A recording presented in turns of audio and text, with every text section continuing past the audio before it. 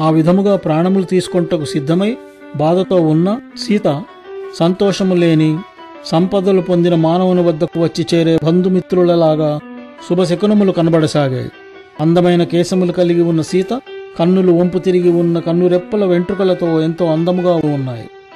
చేప తగిలితే కదిలే పద్మములాగా ఆమె ఎడమ కన్ను అదరసాగినది. అలాగే ఆమె భుజములు కూడా గుండ్రముగాను నిండుగాను ఉండి మేలిమి చందనములను అద్దుకొనుటకు తగినదిగాను ఉన్నది. ఆమె ఎడమ భుజమును రాముడు తలగడగా ఎంతో కాలము చేసుకున్నాడు. అటువంటి ఆ ఎడమ భుజము కూడా అదురుతున్నది. ఆమె తొడలు ఏనుగు తొండములాగా అందముగా ఉన్నవి అదురుతూ రాముడు దగ్గరలోనే ఉన్నట్లుగా సూచిస్తున్నది. ఎంతో అందమైన కన్నులు, పలువరస బంగారు ఛాయగల శరీరము, మంగళకరమైన ఆ సీత యొక్క మలినమైన వస్త్రములు కొద్దిగా జారినవి. ఇంతకు మునుపు కూడా ఈ శకునములన్నీ మంచి ఫలితములిచ్చినవే అగుట చేత గాలికి ఎండకు ఎండి మొలకెత్తని విత్తనము వాన పడగానే మొలకెత్తినట్లుగా సీతాదేవి సంతోషపడింది. అందమైన కన్నులు, కనుబొమ్మలు, దొండపండు వంటి పెదాలు, వంపు తిరిగిన రెప్పలు, తెల్లని పరువలసగల సీత రాహు వదిలిన చంద్రునిలాగా ప్రకాశించసాగింది. పూజనీయురాలైన ఆ సీత దుఃఖము నిరాశ తొలగి శాంతము సంతోషము నిండిన మనస్సుతో ఆమె వెన్నెలలోని చంద్రునిలాగా ప్రకాశవంతముగా ఉన్నది. అశోక వృక్షంపై నుండి వీరుడైన హనుమంతుడు రాక్షస స్త్రీలు భయపెట్టు మాటలన్నింటినీ మరియు సీత మాటలను, త్రిజట యొక్క కల విషయమంతయును కూడా విన్నాడు. తర్వాత ఆ నందనవనములో దేవతలాగా ఉన్న ఆ సీతాదేవిని చూస్తూ ఎన్నో రకములుగా ఆలోచించసాగాడు. ఎన్నో వేల మంది వానరులు అన్ని దిక్కులకు వెళ్ళి ఏ సీతకై వెతుకుతున్నారో ఆ సీత నా చేతనే చూడబడినది. నేను ఎంతో జాగ్రత్తగా ఉంటూ శత్రువుల యొక్క శక్తియుక్తులను అనుసరించి రహస్యముగా తిరుగుతూ గూఢచారిలాగా అన్ని విషయములను తెలుసుకున్నాను. ఈ లంకానగరమును, ఈ రాక్షసుల గురించియు రాక్షసరాజైన రావణుని ప్రభావమును కూడా చూశాను. అన్ని ప్రాణులందు దయతోనూ తిరుగులేనంత పరాక్రమము కలవాడైన ఆ రాముని యొక్క భార్య తన భర్త కోసం ఎదురు చూస్తుంటే ఊరడించటము ఎంతో సరైనది. ఇంతకు ముందెప్పుడు దుఃఖములు పొందినటువంటి నిండు చంద్రుని పోలిన ముఖము కలిగిన ఆ సీతాదేవి ఇప్పుడు ఎంతో అంతులేని దుఃఖముతో ఉండగా ఈమెను నేను ఊరడించి ఓదారుస్తాను. ఈ విధముగా ఎంతో దుఃఖముతో బాధపడుతున్న ఈ సీతాదేవిని నేను ఓదార్చకుండా తిరిగి వెళ్తే నా ప్రయాణములో ఎంతో తప్పు చేసినట్లుగా అవుతుంది. ఒకవేళ నేను తిరిగి వెళ్ళిపోతే ఆ తర్వాత రాజపుత్రిక, ఎంతో కీర్తిగల సీత ఎటువంటి సహాయము పొందలేక తన ప్రాణములు వదలవచ్చును. నిండు చంద్రుని వంటి ముఖము, మహాబాహువులు కల ఆ రాముడు సీత కోసమే ఎంతో ఆసక్తితో ఎదురు చూస్తున్నాడు. ఆ రాముడిని కూడా నేను ఓదార్చవలసి ఉన్నది. ఈ రాక్షస స్త్రీల ముందర సీతతో మాట్లాడుట సరి అయినది కాదు. మరి ఎలా మాట్లాడాలో అనే కష్టమైన పరిస్థితిలో నేనున్నాను. ఈ రాత్రి గడిచేలోగా నేను ఈమెను ఓదార్చకపోయినచో తన జీవితమును ఆమె వదులుననుటకు సందేహము లేదు. రాముడు నా గురించి సీత ఏమంది అని అడిగితే సీతాదేవితో మాట్లాడకుండా నేను వెళ్తే ఏమని జవాబు చెప్పగలను? నేను సీతతో మాట్లాడకుండా, ఆమె సందేశం తెలుసుకోకుండా ఇక్కడి నుండి తొందరపడి తిరిగి వెళ్ళిపోతే నన్ను రాముడు కోపముతో తన కంటి చూపుతోనే నన్ను దహించి వేస్తాడు. ఆ రాముని కార్యమునకై ప్రభువైన సుగ్రీవుని సైన్య సమేతముగా ఇక్కడికి తీసుకుని వస్తే ఈలోగా సీత ప్రాణత్యాగము చేస్తే అతని రాక వ్యర్థమవుతుంది. అందుకని నేను ఇక్కడే ఉండి రాక్షస స్త్రీలు ఉండగానే ఎలాగోలా అవకాశము చేసుకుని ఎంతో బాధతో ఉన్న సీతను మెల్లగా ఓదారుస్తాను. నేనిప్పుడు ఎంతో చిన్న రూపముతో వానరుని లాగా ఉండి మానవ భాషలోనే మాట్లాడాలి. నేను పండితునిలాగా సంస్కృతంలో మాట్లాడితే మారువేషంలో రావణుడేమోనని ఆమె భయపడవచ్చును. అందులోనూ వానరుడు అలా మాట్లాడుట అసంభవము కదా. అందుచేత అర్థమయ్యేలాగా మనుష్యుల భాషలోనే మాట్లాడక తప్పదు. లేకపోతే అసహాయురాలైన ఈ సీతను ఓదార్చటం ఎలా కుదురుతుంది? నా యొక్క వానరు రూపమును చూసి మానవ భాషను విని అసలే రాక్షసుల వల్ల భయపడుతున్న సీత ఇంకా భయపడవచ్చును. ఎంతో మంచి మనసున్న సీతాదేవి నన్ను చూసి కోరిన రూపము దాల్చగల రావణుడే అనుకునే భయంతో సీత అరుపులు విని యమునిలాగా ఉన్న రాక్షస స్త్రీలందరూ రకరకాల ఆయుధములను పట్టుకుని గుంపుగా వచ్చేస్తారు. వికృతమైన రూపములున్న ఆ రాక్షస స్త్రీలందరూ అన్ని వైపుల నుండి చుట్టుముట్టి నన్ను పట్టుకొనుటకు, చంపివేయుటకు వారి శక్తిని అంతా ఉపయోగించి ప్రయత్నం చేస్తారు. నేను వారికి దొరకకుండా పెద్ద చెట్ల కొమ్మలపైకి చిన్న కొమ్మలపైకి ఎగురుతూ చెట్ల కాండములపైకి ఎక్కుతూ వారికి దొరకకుండా పరుగులు పెట్టుతున్న నన్ను చూసి అనుమానము భయము కలుగుతుంది. అలా వనములో అన్ని వైపులా తిరుగుతున్న నా పెద్దదైన ఆకారంను చూసి ఆ భయంకర రాక్షస స్త్రీలందరూ భయపడిపోతారు. ఇప్పుడు వాళ్ళంతా రావణుని భవనములో అతనిచే నియమింపబడిన ఇతర రాక్షసులను కూడా పిలుస్తారు. అప్పుడు ఆ రాక్షసులందరూ కూడా ఎంతో కోపముతో వెంటనే శూలములు కత్తులు వంటి ఆయుధములను చేతులలో పట్టుకుని ఎంతో వేగముగా వచ్చి పడతారు. అలా వాళ్ళంతా అన్ని వైపుల నుండి నన్ను చుట్టుముట్టినట్లయితే ఆ రాక్షస బలగాలను నేను ఎదిరించి తిరిగి సముద్రము అవతలి ఒడ్డుకు చేరలేక పోవచ్చును. ఒకవేళ వాళ్లలో తెలివైన రాక్షసులు ఎవరైనా నా మీదకు దూకి నన్ను బంధించవచ్చును. అలాగైతే నా సంగతి అసలు సీతకు తెలియనే తెలియదు. లేదా ఈ రాక్షసులు హింసయందే అభిరుచి కలిగి ఉండటముతో సీతను చంపివేస్తే రామశీఘ్రువుల ఈ కార్యము పూర్తిగా విఫలమవుతుంది. సీతాదేవి ఉన్న ప్రదేశమునకు చుట్టూ సముద్రము, అన్ని వైపులా రాక్షసులు కాపలాగా ఉన్న ఈ రహస్యమైన ప్రదేశమును చేరుకొనుటకు ఎటువంటి మార్గములు కూడా లేవు. నేను ఈ రాక్షసుల చేత యుద్ధంలో చంపబడినా లేదా బంధింపబడినా ఈ రాముని కార్యమును సాధించుటకు ఇంకొకరు ఎవరూ సహాయం చేసేవారు కనబడటం లేదు. నన్ను ఈ రాక్షసులు చంపివేస్తే ఈ 100 యోజనముల సముద్రము దాటగలిగిన వారెవరు ఎంత ఆలోచించినా నాకు కనబడటం లేదు. 1000 మంది రాక్షసులనైనా నేను చంపగల సామర్థ్యము కలవాడినైనా ఆ తర్వాత ఈ సముద్రమును దాటి అవతలి ఒడ్డుకు వెళ్లే శక్తి నాకు ఉండకపోవచ్చును. యుద్ధమన్న తర్వాత జయము అపజయము అన్నవి ముందే నిశ్చయించలేనటువంటివి. నాకు అనుమానము పడటము ఇష్టము లేదు. తెలివైన వారెవరూ అనుమానము సంశయము లేని పనిని సంశయిస్తూ చేయరు కదా. నేను సీతతో మాట్లాడడం వల్ల ఇటువంటి ప్రమాదము ఆ రాక్షసుల నుండి వస్తుంది. ఒకవేళ సీతతో మాట్లాడకుండా వెళ్ళిపోతే ఆమె ప్రాణత్యాగం చేసుకొనవచ్చును. ఖచ్చితంగా జయం పొందవలసిన పనులు తెలివి తక్కువైన దూతల వలన అవి అప్పటి దేశకాల పరిస్థితులను బట్టి చేయకపోవటం వలన సూర్యోదయము తర్వాత చీకట్లు తొలగిపోయినట్లుగా అపజయం పాలవుతాయి. లాభనష్టములను అంచనా వేసి నిర్ణయించుకున్న తర్వాత కూడా తెలివి తక్కువైన దూతల ద్వారా అవి విజయవంతము కావు. ఎందుకంటే అట్టి దూతలు తామే సమర్థులమని అనుకుని ఆ పనులను చెడగొట్టుకుంటారు. ఇప్పుడు కార్యసాధన అపజయము కాకుండా నేనేమి చేయాలి? నేను తెలివి తక్కువ వానిగా కాకుండటము ఎలాగా? నేను సముద్రము దాటి వచ్చినదంతా వృధా కాకుండా ఏం చెయ్యాలి? నా మాటలు విని సీత భయపడకుండా ఉండాలంటే నేను ఏమి చెయ్యాలో అని ఆ బుద్ధిమంతుడైన హనుమంతుడు ఆలోచించసాగాడు. ఎటువంటి కష్టములు లేని అందరి మంచి బంధువు అయిన ఆ శ్రీరాముని కీర్తించినచో ఈమె ఆ రామునియే పొందిన మనస్సు కలదు కాబట్టి భయపడకుండా ఉంటుంది. ఇక్ష్వాకు వంశములో అందరికన్నా శ్రేష్ఠుడు, ప్రసిద్ధి పొందిన బుద్ధి కలవాడైన శ్రీరాముని గురించి మంచి మాటలను, మంగళకరమైన విషయములను మృదుమధురముగా వినిపిస్తాను. ఎలాగంటే ఈమెకు ఎలాగ చెబితే ఖచ్చితముగా నమ్ముతుందో అలాగే చెప్పేందుకు ప్రయత్నము చేస్తాను. మహాత్ముడైన హనుమంతుడు చెట్ల మధ్యన కొమ్మలలో కనబడకుండా కూర్చుని లోకాభిరాముని భార్య అయిన సీతను చూస్తూ ఎటువంటి అనవసరమైన మాటలు లేకుండా నిజమైన విషయములను ఎంతో మధురముగా చెప్పసాగాడు.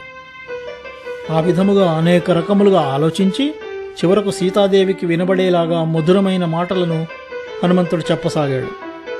ఇక్ష్వాకు వంశములో దశరథుడనే పేరున్న రాజుండేవాడు. ఆయన ఎంతో కీర్తి ప్రతిష్టలు కలిగిన పుణ్యాత్ముడు. ఆయన ఎన్నో గుర్రములు, ఏనుగులు, రథములు, సైన్యము కలిగిన ఎంతో బలవంతుడు. అతడు రాజర్షులలో ఎంతో మంచి గుణము కలవాడు. ఋషులాగా ఎంతో తపోధనుడు. చక్రవర్తుల వంశములో పుట్టి ఎంతో బలవంతుడై ఇంద్రునితో సరితూగువాడు. అతడు అహింసను పాటించు ఎంతో దయ కలిగినవాడు. సత్యమునే పాటించువాడు. నీచమైన పనులను చేయనివాడు. ఇక్ష్వాకు వంశంలో ఎంతో ముఖ్యుడు. ఐశ్వర్యము కలిగి వాటిని రక్షించి వృద్ధి చేయుచున్నవాడు. అతడు మహారాజు లక్షణములను కలిగి ఉండటమే కాక అందరూ రాజులలోకెల్లా ఎంతో గొప్పవాడు. భూమికి అన్ని వైపులా తన రాజ్యము తాను ఎంతో ప్రసిద్ధి పొందినవాడు. అందరినీ కూడా సుఖముగా ఉంచుటలో ఖ్యాతిగాంచినవాడు. ఆ దశరథునికి ఎంతో ఇష్టమైనవాడు. చంద్రబింబం వంటి ముఖము కలవాడు. అన్ని విషయములు పూర్తిగా తెలిసినవాడు. అందరూ ధనుర్ధారులలోకెల్లా శ్రేష్టమైనవాడు అయిన రాముడని పేరుగల జ్యేష్ఠపుత్రుడు ఉన్నాడు. ఆ రాముడు సత్యమును పాటించువాడు. ధర్మమును పాటించి శరణు కోరిన వారిని రక్షించి శత్రువులందరినీ అణిచివేయువాడు. సత్యమును పాటించి నిశ్చయము గల ఆ రాముడు వృద్ధుడైన తన తండ్రి దశరథుని ఆజ్ఞను అనుసరించి వీరుడైన రాముడు భార్య సీతతోనూ తమ్ముడు లక్ష్మణునితోనూ అరణ్యవాసమునకు వెళ్ళాడు. ఆ మహారణ్యములో వీరులు మారువేషములో తిరుగుతున్న ఎంతోమంది రాక్షసులను వేటకు వెళ్ళినప్పుడు ఆ రాముడు చంపివేశాడు. ఆ తర్వాత రాక్షసులుండే అరణ్యములోనే ఆ రాక్షసులందరినీ కరదూషణులు అనే వారిని చంపివేయబడినట్లుగా తెలుసుకుని ఎంతో కోపముతో ఒక జంతువులాగా మారువేషంలో అరణ్యమునకు వచ్చి రాముని మోసగించి రావణుని చేత సీత అపహరించబడినది. ఎటువంటి ఆరోపణలు లేని ఆ రాముడు అడవులలో ఆ సీత కోసము వెతుకుతూ సుగ్రీవుడనే వానరుడితో స్నేహం చేశాడు. తర్వాత మహాబలవంతుడు శత్రువులను ఓడించగల ఆ రాముడు వాలిని చంపివేసి ఆ వానరుల రాజ్యమునకు సుగ్రీవుని రాజుగా చేశాడు. అప్పుడు సుగ్రీవుడు వేలాది మంది కోరుకున్న రూపమును దాల్చించగలిగిన వానరులను ఆ సీతాదేవిని వెతకటానికి పంపగా వారంతా అన్ని వైపులకు వెళ్లి వెతుకుతున్నారు. సీతాదేవి ఇక్కడ ఉన్నదన్న సంపాతి మాటలను తెలుసుకుని నేను ఎంతో వేగముగా 100 యోజనముల పొడవైన ఈ సముద్రమును ఎగురుతూ దాటివచ్చి ఆమె కోసం వెతుకుతున్నాను. రాముని ద్వారా ఆ సీత ఎలా ఉంటుందో, శరీరపు రంగు ఎలా ఉంటుందో, ఎటువంటి గుర్తులు ఉంటాయో తెలుసుకున్న నేను అటువంటి రూపము రంగు గుర్తులు కలిగి ఉన్న ఈ సీత నా చేత చూడబడినది. ఇలా చెప్పిన హనుమంతుడు తన మాటలను ఇంకా ఆపివేశాడు. సీతాదేవి కూడా ఆ మాటలను విని ఎంతో ఆశ్చర్యపోయింది. అప్పుడు వంపులు తిరిగి ఉన్న ఒక చక్కని వెంట్రుకలు కలిగి ఎంతో భయపడుతూ ఉన్నటువంటి ఆ సీత తన తలను పైకెత్తి సింసుపా వృక్షం పైకి చూసింది. హనుమంతుని యొక్క మాటలను విన్న సీత అన్ని వైపులకు మూలలకు దిక్కులకు పరికించి చూస్తూ మనస్సులో ఆ రాముడినే తలుచుకుంటూ తాను ఎంతో సంతోషపడసాగింది. అలా సీతాదేవి అన్ని వైపులకు చూస్తూ పక్కకు పైకి కిందకు కూడా చూసి ఎంతో బుద్ధిబలము కలిగిన సుగ్రీవుని మంత్రి వాయుదేవుని పుత్రుడు అయిన హనుమంతుని ఉదయాద్రిపై నుండి ఉదయిస్తున్న సూర్యునిలాగా ఉన్నట్లుగా ఆ చెట్టు పైన చూసింది. అప్పుడు ఆ చెట్టు కొమ్మల మధ్యన తెల్లని వస్త్రములు ధరించి మెరుపులెన్నో కలిసినట్లు పచ్చని శరీరపు రంగుతోనూ దాక్కుని ఉన్న ఆ హనుమంతుని చూసిన సీతాదేవి ఉలిక్కిపడినది.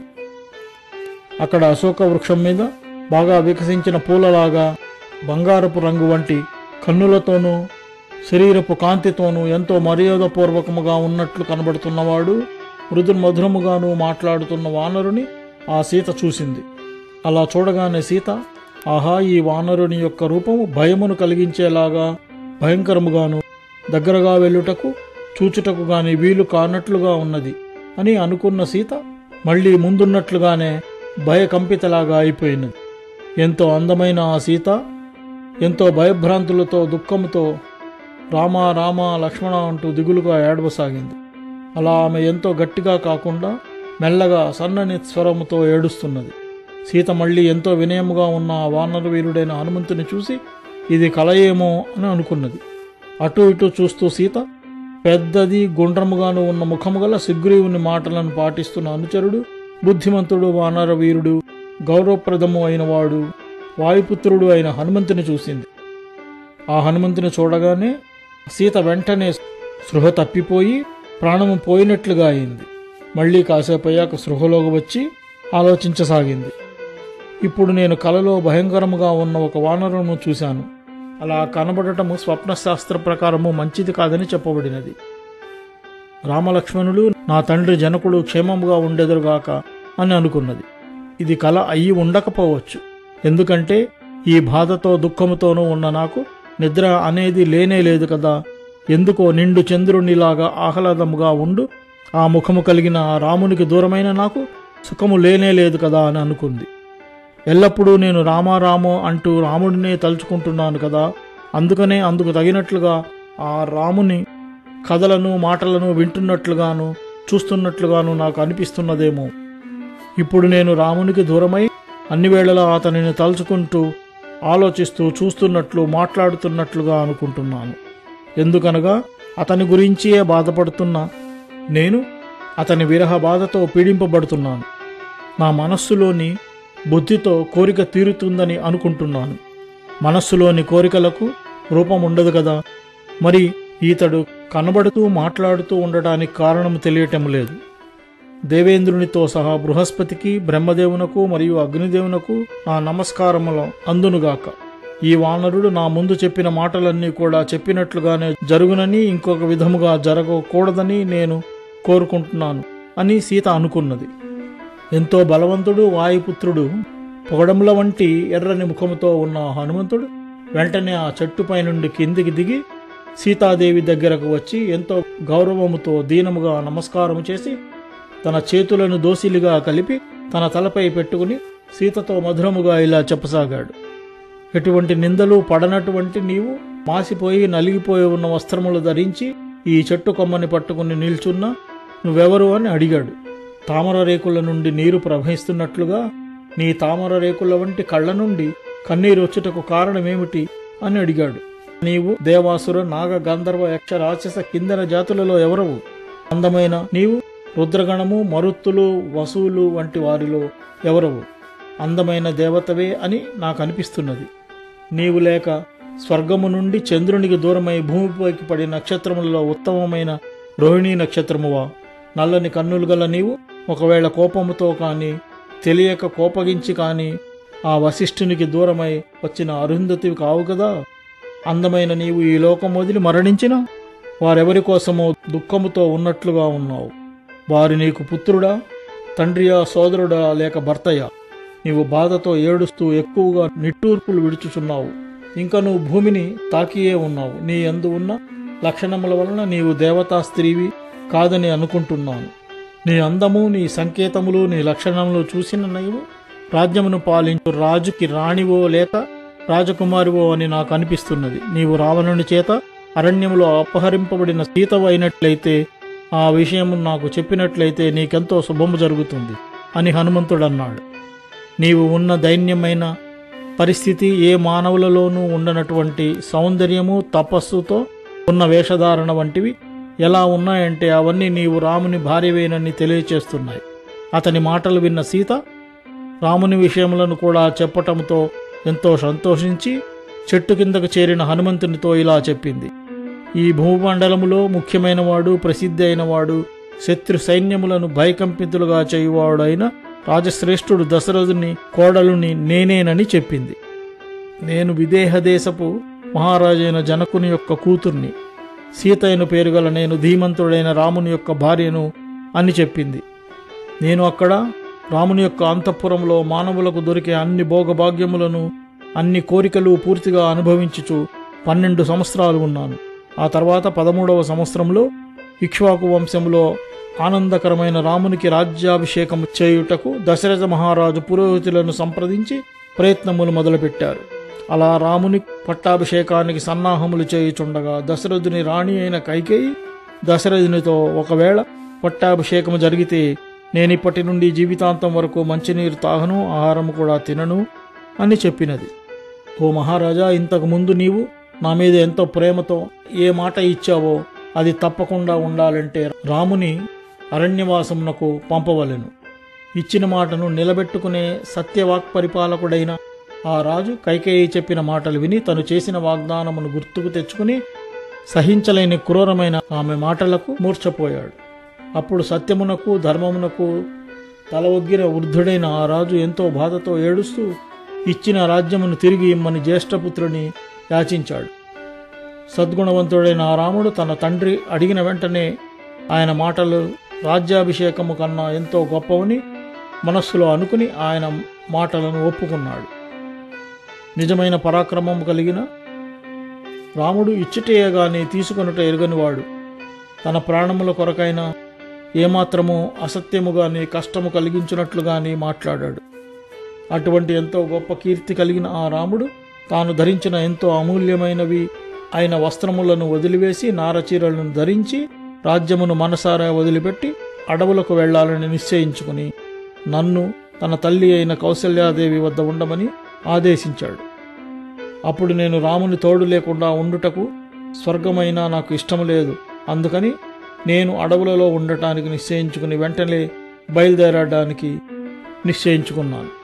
ఎంతో భాగ్యవంతుడు, మిత్రులందరికీ ఇష్టమైన వాడు అయిన లక్ష్మణుడు తన అన్నగారితో కలిసి అడవులకు వెళ్లడానికి నారచీరలు ధరించి ముందుగానే సిద్ధమయ్యాడు. ఆ విధముగా మేము మహారాజు యొక్క ఆజ్ఞను ఎంతో గౌరవంతో అంగీకరించి దృఢమైన దీక్షతో పాటించుటకు మేము ఎప్పుడూ చూడని దట్టమైన భయంకరమైన అడవులలోకి ప్రవేశించాము. అలా దండకారణ్యములో నివసించుచున్న ఎంతో పరాక్రమవంతుడైన ఆ రాముని యొక్క భార్యనైన నేను దుష్టుడైన ఆ రావణుని చేత అపహరించబడినాను. ఇప్పుడు ఆ రావణుని చేత నా జీవితమునకు 2 నెలల సమయము ఇవ్వబడినది. అందుచేత 2 నెలల కంటే ఎక్కువ కాలం బ్రతికి ఉండను అని సీత హనుమంతునితో చెప్పినది. ఒక దుఃఖము తర్వాత ఇంకొక దుఃఖముతో బాధతో కృంగిపోతున్న సీతాదేవి యొక్క మాటలు విన్న హనుమంతుడు ఆమెకు జవాబుగా ఓదార్చుటకు ప్రయత్నించాడు. ఓ సీత, రాముడు పంపగా నేను ఆయన దూతగా వచ్చాను. రాముడు క్షేమముగానే ఉన్నాడు. నీ క్షేమము తెలుసుకొనుటకే నన్ను పంపించినాడు. దశరథుని కుమారుడు వేదవేత్తయే కాక వారిలో శ్రేష్ఠుడు, అన్ని వేదములు బ్రహ్మాస్త్రమును తెలిసిన వాడైన శ్రీరాముడు నీ యొక్క క్షేమమును తెలుసుకొనవలనని కోరుకుంటున్నాడు. నీ భర్త రామునికి ఎంతో ఇష్టమైన సహచరుడు, ఎంతో పరాక్రమవంతుడు అయిన లక్ష్మణుడు మీకు శిరస్సు వంచి నమస్కరించుచున్నాడు.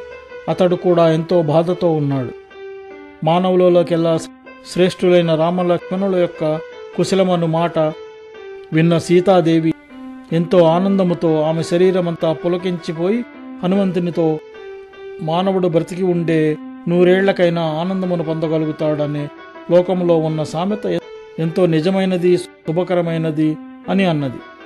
తన వద్దకు దూతగా వచ్చిన హనుమంతుని యందు ఆశ్చర్యకరముగా ఆమెకు నమ్మకము కలిగినది. వారిద్దరూ ఒకరిపై ఒకరికి విశ్వాసము కలిగి మాట్లాడుకోసాగారు. బాధతో ఉన్న ఆమె మాటలు విన్న హనుమంతుడు మెల్లగా ఆమె వద్దకు వెళ్ళసాగాడు. ఆ హనుమంతుడు ఎలా ఆమె దగ్గరకు వస్తున్నాడో అలా ఆ సీతాదేవి అతనిని రావణుడేమో అని అనుమానింపసాగినది. నా విషయములన్నీ ఇతనికి చెప్పి అయ్యో ఎంత తప్పు చేశాను, రావణుడే ఈ రూపంలో వచ్చాడని అనుకున్నది. అలా అనుకున్న ఆ సీతాదేవి ఎంతో శోకంతో నిండినదై అశోక వృక్షపు కొమ్మను వదిలిపెట్టి నేల మీద కూర్చుండిపోయింది. ఆ విధముగా దుఃఖము, భయము, అనుమానముతో ఉన్న ఆ సీతను చూసిన హనుమంతుడు ఏమి చెప్పాలో తెలియక ఆమెకు నమస్కరించాడు. సీత కూడా భయభ్రాంతులతో ఉండి మళ్ళీ ఇతని వైపు చూడలేదు. చంద్రబింబం వంటి ముఖము గల సీత హనుమంతుడు తనకు నమస్కరించుట చూచి నిట్టూర్పు విడుచుచు, నీవు రావణుడివే అయినచో ఇలా మాయారూపంలో వచ్చి నాకింకా బాధను భయమును కలిగేలాగా మళ్ళీ చేయటము నీకేమాత్రము మంచిది కాదు కదా అని చెప్పింది. ఇంతకు ముందు అడవిలో ఏ రావణుడైతే సన్యాసి రూపంలో వచ్చాడో ఆ రావణుడవు నీవే అని అనిపిస్తున్నది. దుఃఖముతోనూ ఉపవాసములతోనూ దీనురాలైన నన్ను ఇలా మారువేషములలో వచ్చి మళ్ళీ ఎంతో బాధ కలిగించుట నీకు సరైనది కాదు. ఒకవేళ నేను అనుమానపడుతున్నది నిజము కాదేమో, ఎందుకనగా నీ దర్శనము కాగానే నా మనస్సు ఎంతో ఆనందపడినది. నీవు రాముని దూతగా ఇక్కడకు వచ్చినట్లయితే నీకు శుభము కలుగుగాక. ఓ వానరుడా, నాకు ఎంతో ఇష్టమైన రామకథను వినిపించమని నిన్ను అడుగుతున్నాను. నాకు ఎంతో ప్రియమైన రాముని గుణగణములను చెప్పుము. నదీ ప్రవాహము వేగముగా ఎలా నది ఒడ్డును దాటి వెళుతుందో అలాగే నా మనస్తాపమును నీవు హరించి వేస్తున్నావు. నేను అపహరింపబడిన ఎంతో కాలమునకు రాముడు ఎవరో వానరుని దూతగా పంపగా అతన్ని నేను నా కలలో చూడటము ఎంత ఆనందకరమో కదా. రామలక్ష్మణుడు నాకు కలలో కనబడిన బ్రతకాలనుకునేదాన్ని. నా విషయములో కలలు కూడా కోపించి ఉన్నాయి. ఇది కల అయి ఉండకపోవచ్చును అని అనిపిస్తున్నది. ఎందుకనగా కలలో వానరుని చూస్తే మంచి జరగదు, కానీ నాకు మంచియే జరుగుతున్నది కదా. ఇదంతయు నా మనస్సునకు ఏమైనా భ్రాంతి కలిగినదా, లేక ఇది వాతము వల్ల వచ్చిన లక్షణమా, లేక పిచ్చి ఆలోచనలా, లేక ఏదైనా ఎండమావి వంటిదా అని అనిపిస్తున్నది. లేకపోతే ఇది ఉన్మాదము, భ్రాంతి వంటిది అయి ఉండదు. ఎందుకనగా నన్ను నేను ఈ వానరుని కూడా గుర్తించగలుగుతున్నాను. ఈ విధముగా సీత అనేక విధములుగా ఆలోచిస్తూ ఏది సంభవము ఏది అసంభవము అని తర్కించుకుని రాక్షసులు కామరూపధారులు మారువేషములు వేగలవారు అగుట వలన అతనిని రావణుడే అని అనుకున్నది. అప్పుడు జనకరాజపుత్రి అయిన సీత ఈ విధముగా నిశ్చయించుకుని తర్వాత హనుమంతునితో మాట్లాడలేదు. అప్పుడు హనుమంతుడు సీత యొక్క ఆలోచనలను అర్థం చేసుకుని ఆమె చెవులకు ఇంపుగా ఉండేలాగా మాట్లాడుతూ సంతోషింపచేశాడు. రాముడు సూర్యునిలాగా ఎంతో తేజస్సును, చంద్రునిలాగా ఎంతో మనోహరముగాను ఉంటాడు. అన్ని లోకములకు కుబేరునిలాగా అధిపతి, అన్ని లోకములకు ప్రభువైన విష్ణువు వంటి పరాక్రమము ఎంతో కీర్తి కలిగినవాడు. రాముడు ఎంతో అందమైన రూపము కలవాడు, సత్యమును మాట్లాడువాడు, మధురముగా మాట్లాడుటలో బృహస్పతి లాంటివాడు. ఎంతో అందమైన రూపముతో మన్మంధునిలాగా ఉండువాడు. రాముడెంతో శ్రేష్టమైన మహారథుడు. ఎవరిపైన అయినను తగిన సమయముననే కోపించుకుని వారిని దండించును.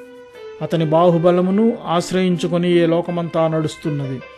ఏ రావణుడు మారువేషములో వచ్చి పర్ణశాల నుండి రాముని దూరముగా పోనట్లు చేసి ఎవరూ లేనప్పుడు అపహరించిన ఆ రావణుడు ఎటువంటి ఫలితమును పొందుతాడో నీవు చూడగలుగుతావు. మహావీరుడైన రాముడు అతి తొందరలోనే యుద్ధములో తన అగ్నిజ్వాలల వంటి బాణములను ఎంతో కోపముతో ప్రయోగించి రావణుని చంపివేస్తాడు. ఆ రాముడు, నన్ను దీతగా పంపగా నేనిక్కడకు నీ వద్దకు వచ్చాను. అతడు కూడా నీ ఎడబాటు వలన ఎంతో దుఃఖముగా ఉన్నాడు. నీ క్షేమమును కోరుకుంటున్నాడు. మహావీరుడైన లక్ష్మణుడు నీకు ప్రణామములు చేస్తూ క్షేమము కోరుకుంటున్నాడు. అలాగే రామునికి మిత్రుడైన సుగ్రీవుడనే వానరరాజు కూడా నీ క్షేమమునే కోరుకుంటున్నాడు. రామలక్ష్మణులు మరియు సుగ్రీవుడు ప్రతిరోజు నీ గురించి ఆలోచిస్తున్నారు. నీవు దేవుని దయవలన ఈ రాక్షస స్త్రీల మధ్య ఉన్నా బ్రతికే ఉన్నావు. రామలక్ష్మణులను, కోట్ల మంది వానరులను, మహావీరుడైన సుగ్రీవుని నీవు కొద్ది కాలములోనే చూసెదవు. నేను సుగ్రీవునికి మంత్రిని, వానరుడనైన నా పేరు హనుమంతుడు. నేను ఈ మహాసముద్రంపై ఎగురుతూ దాటుకుని ఇక్కడికి వచ్చాను.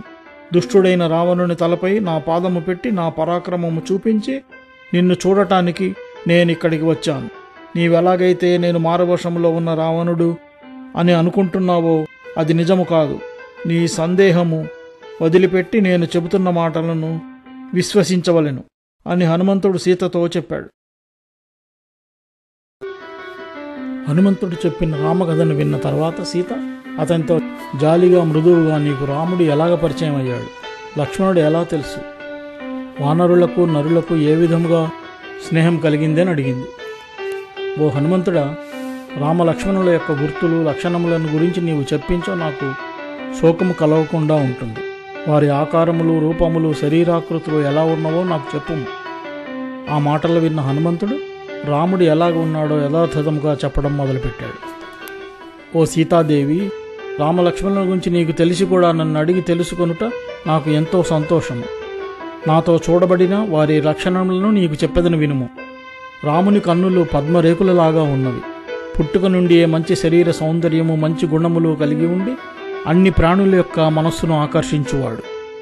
తన తేజస్సుతో సూర్యునికి, ఓర్పుతో భూమికి, బుద్ధితో బృహస్పతికి, కీర్తితో దేవేంద్రునికి సమానమైనవాడు. శత్రువులందరినీ జయించువాడు, లోకములో ప్రాణులందరినీ రక్షించువాడు. తన ధర్మమును, తన ప్రవర్తనను, తన వారందరినీ కూడా రక్షణ చేయుటను తప్పకుండా పాటించుచుండువాడు. రాముడు లోకమంతటినీ రక్షించుచు 4 వర్ణముల వారిని కూడా వారి కట్టుబాట్లను గౌరవించి అందరూ కూడా వాటిని పాటించినట్లు చేయువాడు. రాముడెంతో మంచి వర్చస్సు కలిగి బ్రహ్మచర్య వ్రతమాచరిస్తూ ఎంతో గౌరవమును పొందుతూ ఉపకారములు ఎట్లు చేయవలనో తెలిసిన సత్పురుషుడు. ఎటువంటి పనులు చేస్తే ఎటువంటి ఫలితములు కలుగుతాయో బాగా తెలిసినవాడు. రాజనీతి బాగా తెలిసినవాడు. విద్యావంతుడు, వినయవంతుడు, బ్రాహ్మణులను గౌరవించువాడు, శత్రునాశనము చేయువాడు, వేదవేత్తలందరి చేత పూజింపబడువాడు. యజుర్వేదము, ధనుర్వేదము వంటి వేదములు, వేదాంగములన్నీ బాగుగా తెలిసినవాడు. ఓ దేవి, రాముడు విశాలమైన భుజములు, పొడవైన చేతులు, శంఖములాగా ఉండు కంఠము, ఎంతో కళగా ఉన్న ముఖము, అతని పెదవులు, ముక్కు, గడ్డము, అందమైన ఎర్రని కళ్ళు కలిగి ఉంటాడు. అతడు సింహము, పులి, ఏనుగు, వృషభముల వంటి గంభీరమైన నడక కలిగినవాడు. అతని గురించి లోకములో తెలియని వారుండరు. అతను దుందుభి వంటి గంభీరమైన కంఠధ్వని కలిగి ఉంటాడు. నిగనిగలాడే శరీర ఛాయ కలిగి ఉంటాడు. అతని నఖశిఖ పర్యంతము ఉన్న అన్ని అవయవములు కూడా సరి అయినవిగాను సమముగాను ఉంటాయి. అతని అవయవములు ఉన్న తీరును బట్టి, వాటి పొందికను బట్టి అతడు రాజపురుషుడు, సంపన్నుడు, సుఖపురుషుడు, భాగ్యవంతుడు, ప్రశంసాపాత్రుడు అను లక్షణములను కలిగి ఉన్నాడు. ఇంకా వేద పారంగుతుని లక్షణములు కూడా ఉన్నాయి. అతని ముఖముతో పాటు 10 అవయవములు పద్మముల్లాగా ఉంటాయి. అతడు 3 సార్లు ప్రతిరోజు ధర్మార్థ కామములను ఆచరిస్తాడు. అతడు సుమారు 96 అంగుళములు పొడవు ఉంటాడు. రాముడు ఎంతో ఐశ్వర్యవంతుడు, సత్యధర్మములను పాటించువాడు, జనులందరినీ చేరదీసి సహాయం చేయుటయందు ఆసక్తి కలవాడు, దేశకాల పరిస్థితులకు సరిపోవున్నట్లుగా ప్రవర్తించువాడు, అందరితోనూ ఎంతో ఇష్టముగా మాట్లాడు స్వభావము కలవాడు. అతని సవతి తల్లి కొడుకైన లక్ష్మణుడు కూడా రూపము దయాగుణములతో రామునిలాగానే ఉంటాడు. అతడు కూడా అపజయములు లేనివాడు. రాముడు నల్లగాను, లక్ష్మణుడు బంగారు ఛాయతోనూ ఉంటారు. రామలక్ష్మణులిద్దరూ నీ కోసం ఈ భూప్రాంతమంతా వెతుకుతుండగా మమ్ములను కలుసుకున్నారు. వానరరాజైన తన అన్న వాలి ద్వారా రాజ్యమును పోగొట్టుకుని భయముతో దట్టమైన చెట్లతో గుబురుగా ఉన్న ఋష్యముఖ పర్వతం మీద ఉన్న సుగ్రీవుని ద్వారా వాళ్ళు కలిశారు. తన అన్న ద్వారా రాజ్యం పోగొట్టుకున్న సత్యసంధుడైన సుగ్రీవునియే మేమందరము సేవించుచున్నాము. ఆ సమయంలోనే నారచీరలను ధరించిన ధనుర్బాణములు చేతులలో ఉన్న రామలక్ష్మణులు ఆ పర్వత సుందర ప్రాంతమునకు వచ్చారు. అలా ధనుర్బాణములతో వస్తున్న వారిని చూసిన సుగ్రీవుడు భయంతో వెంటనే పర్వత శిఖరముపైకి ఎగిరి వెళ్ళాడు. అప్పుడు ఆ వానర ప్రభువు తాను అక్కడే ఉండి నన్ను వెంటనే వారి వద్దకు వెళ్ళమన్నాడు. సుగ్రీవుని మాట ప్రకారము మానవులలో శ్రేష్ఠులు, సమర్థులు, రూపగుణ సంపన్నులుగా ఉన్న ఆ రామలక్ష్మణుల వద్దకు వెళ్ళి నేను నమస్కరించాను.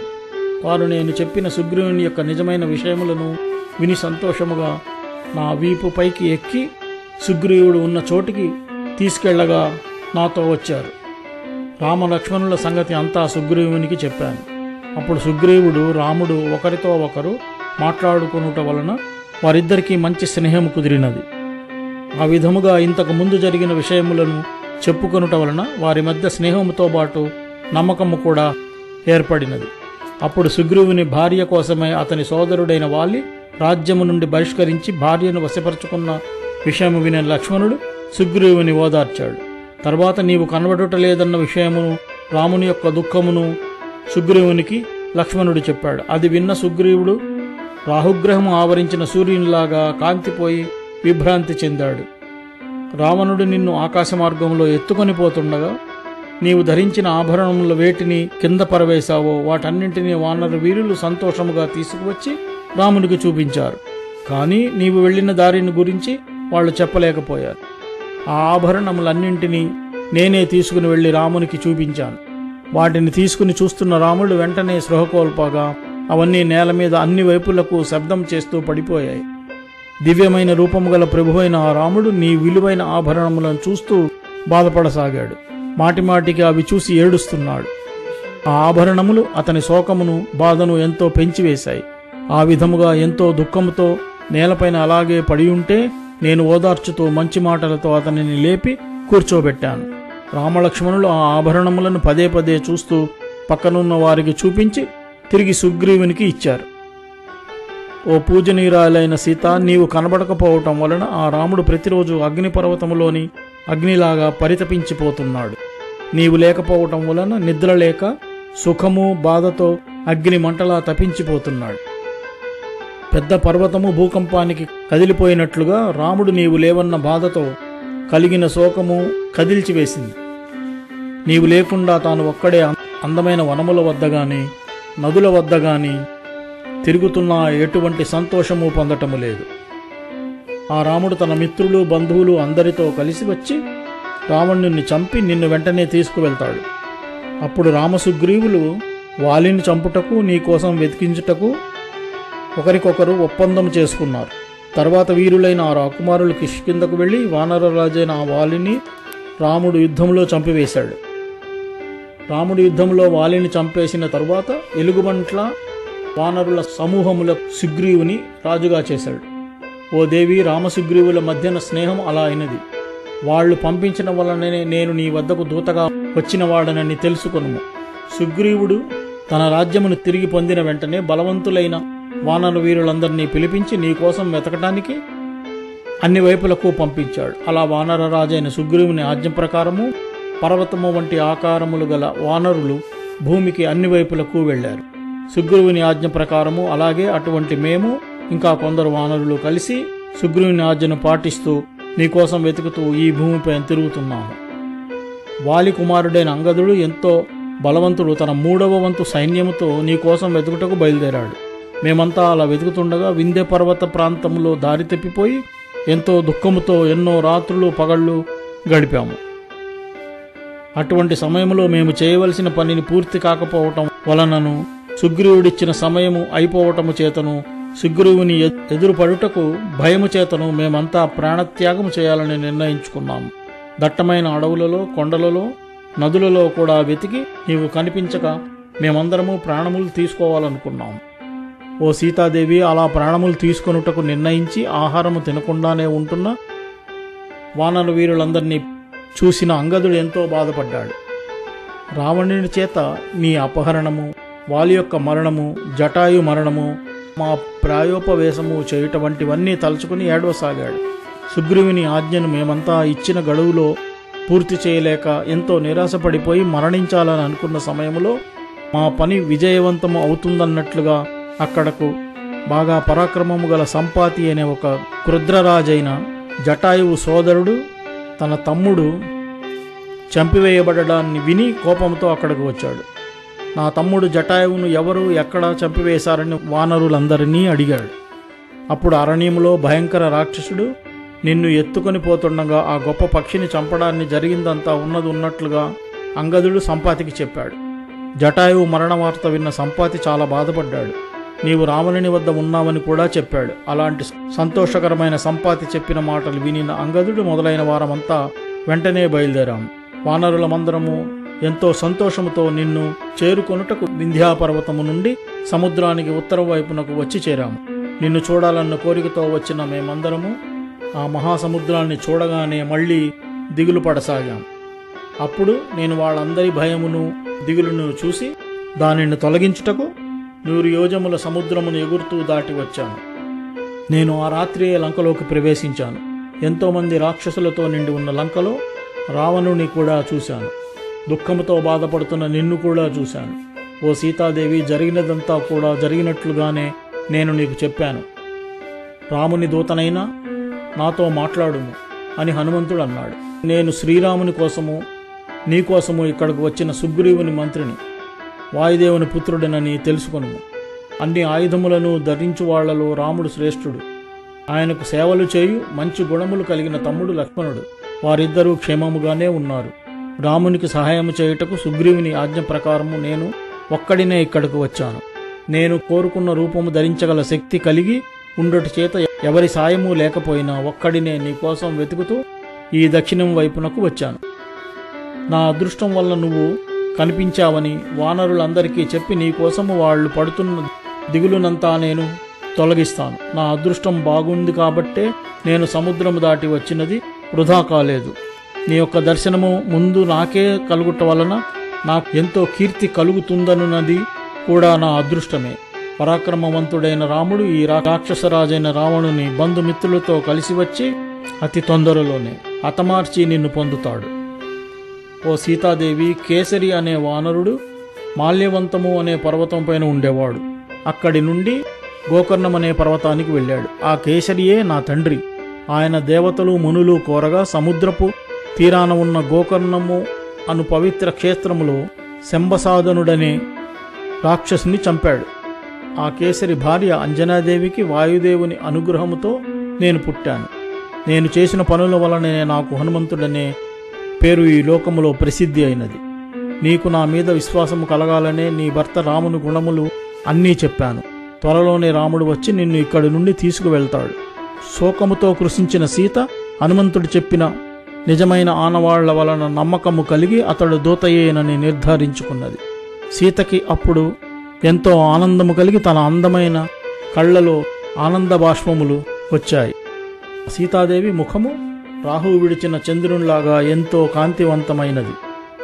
హనుమంతుడు నిజముగా వానరుడే అనియు వేరెవరో కాదని ఆ సీత అనుకున్నది. అప్పుడు హనుమంతుడు ఆనందము కలిగించు దర్శనమునిచ్చు ఆ సీతతో, ఓ సీతాదేవి, నేనంతా నీకు చెప్పివేశాను. ఇంకా శాంతముగా ఉండవచ్చును. నీకు ఏది ఇష్టమో ఏమి చేయమంటావో చెప్పుము, నేనింక తిరిగి వెళ్తాను అని హనుమంతుడు అన్నాడు. ఓ సీతాదేవి, దేవతలు మునులు కోరగా యుద్ధములో శంబసాదనుడు అనే రాక్షసుని చంపిన వానర వీరుడైన కేసరికి ఆ తర్వాత వాయుదేవుని అనుగ్రహముతో అతని భార్య అంజనాదేవికి పుట్టినవాడనైన నేను వానరుడను, బలపరాక్రమములలో వాయుదేవునికి సమానమైన వాడను అని హనుమంతుడు సీతతో చెప్పాడు.